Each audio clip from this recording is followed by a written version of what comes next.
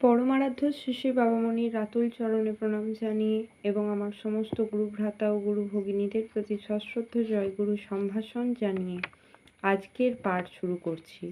ওম অখণ্ড সংহিতা বা অখণ্ড মণ্ডলেশ্বর শ্রী শ্রী স্বামী স্বরূপানন্দ পরমহংসদেবের উপদেশ বাণী সপ্তদশ খণ্ড। চরিত্র ও অহমিকা।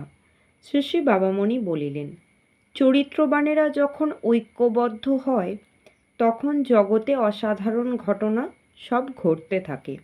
কিন্তু দুর্ভাগ্য এই যে চরিত্রবানদের ব্যক্তিগত অহমিকা অন্য চরিত্রবানদের সঙ্গে মনে প্রাণে মিলিত হবার পথে যখন কাঁটার মতো ক্ষত উৎপাদন করে, তখন এদের প্রত্যেককে একলা একলা নিজের পথে চলতে হয়।